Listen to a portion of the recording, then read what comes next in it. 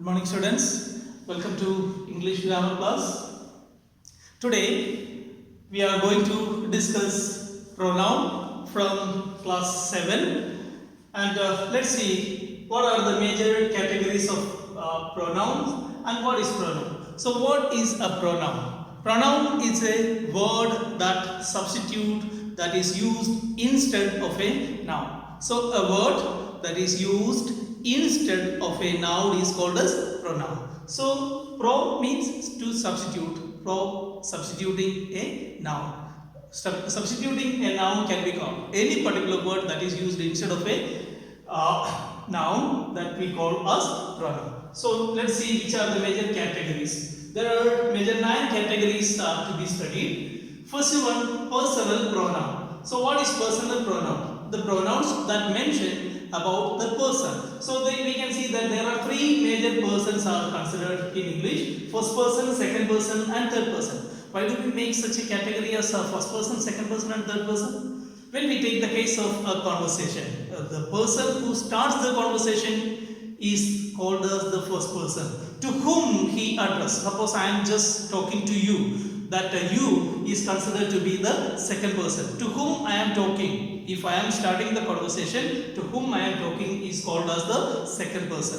And third person, about whom the first person or the second person talk about, that we call as the third person. So we can see that what is first person? First person is always I and we. So when I talk about myself, always I just use a particular word instead of my name, Jijo. I substitute. I use another term, I use another word, I. There, I is used instead of Mr. Jijo, that is considered as a pronoun. So there we can see that first person is I. Then why do we consider we as a first person? When I and you talk together, by the time we can see that when I talk to another person, the second person is addressed as you. You come here, you come with me. So there you is used instead of another person. So there we can see that you is considered as the second person. When I and you together talk about another person, by the time usually we combine these two, I and you together, as we. We are going to a movie. Suppose you tell your father that, Papa, we are going to a movie. We that talk about ourselves, that 2 persons are there, or even 3, 4, 5, a group can be. So there we and I are considered as first person. Then you is considered as the third person. About another person who is not present here.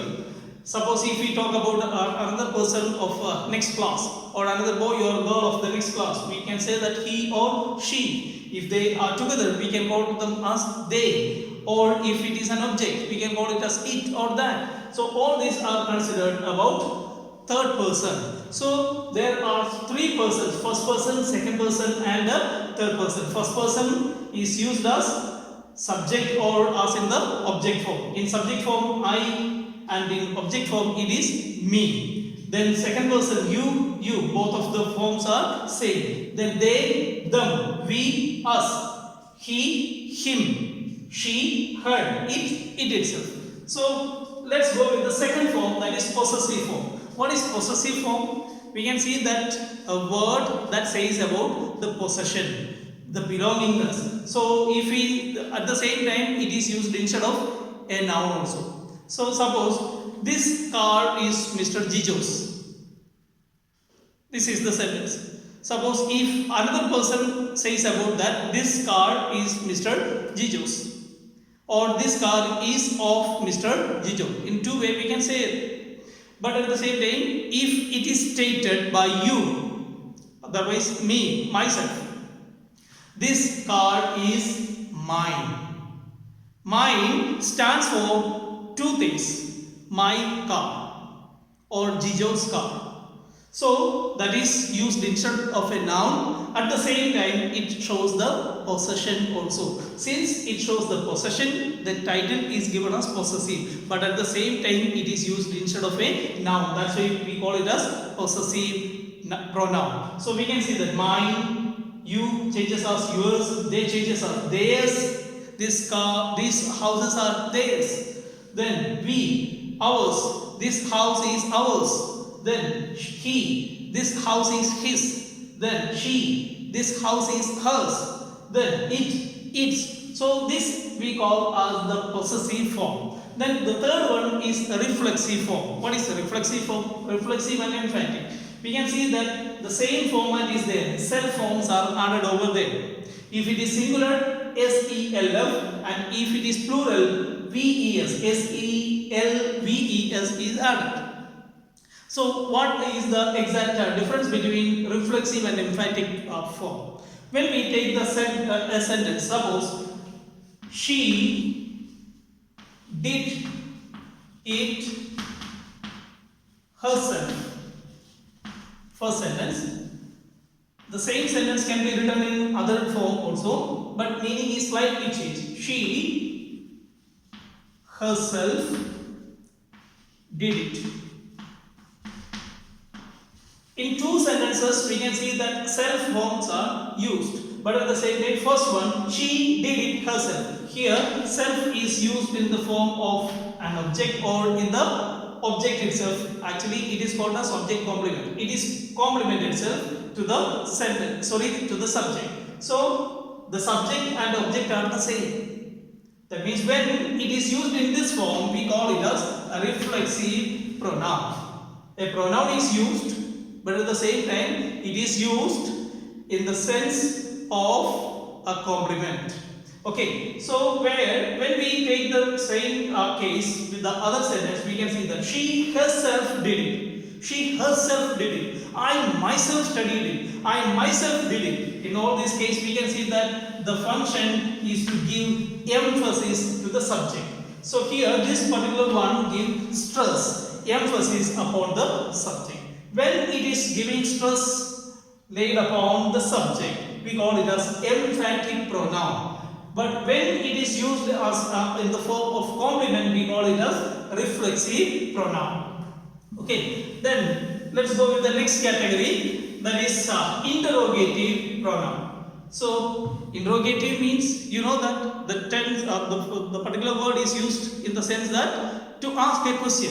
The words which are used to ask a question, but at the same time they are functioned as a pronoun too. Who are you? There, who is exactly substituting your name.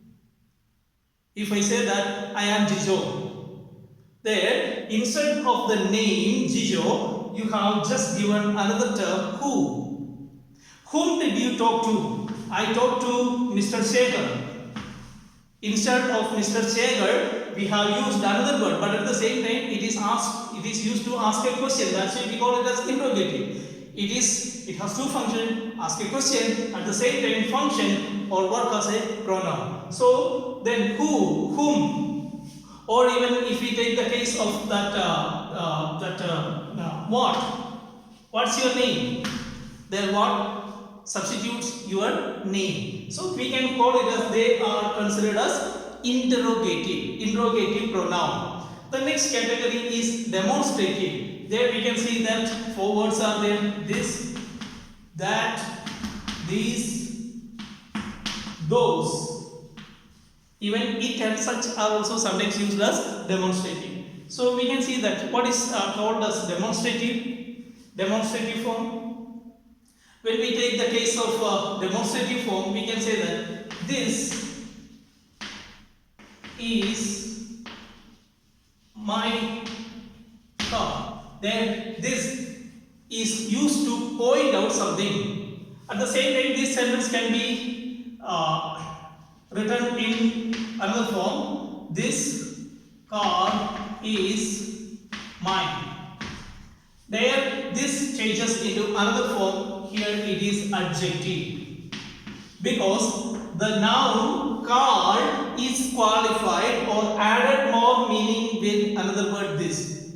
When this is used with a noun, by the time it changes to adjective. But here we can see that it is used independently. Likewise, here you can see my is used with car. Whose car? That is defined with the help of the word my. So that's why my is considered here as an adjective. So here it is called as possessive adjective. This is called as demonstrative adjective. But here you can see that mine is used independently without the support of any other word.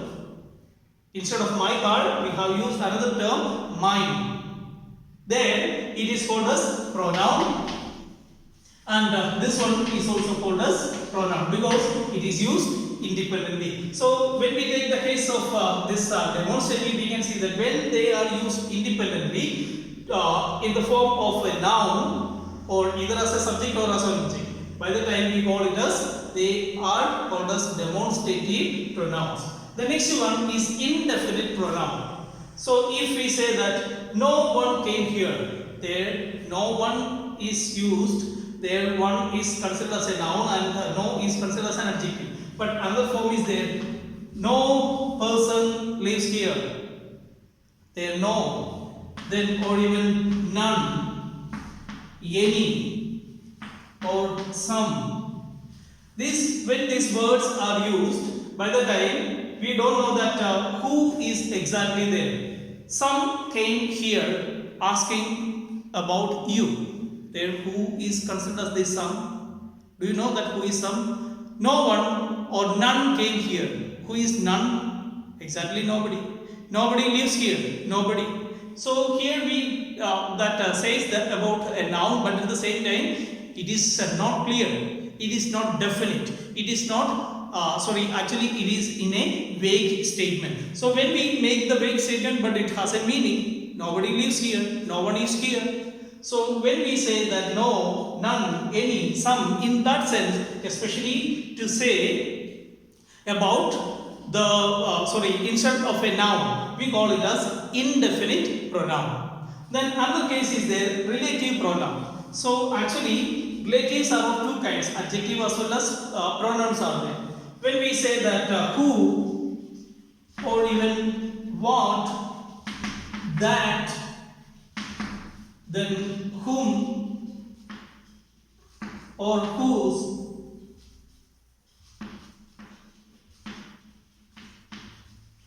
they are considered as relative pronouns. So what is the function of relative? The word relative is used in a special sense. It has two functions. To function as a pronoun first. Second, to function as a conjunction. That means doing the function of a conjunction and working as a pronoun. They are called as relative pronoun. For example, this is the man who was sitting in the garden. There who states about the person who is stated in the first part of the sentence. This is the man. Okay, this is the man. This is, for example, if we just convert this sentence. This is the car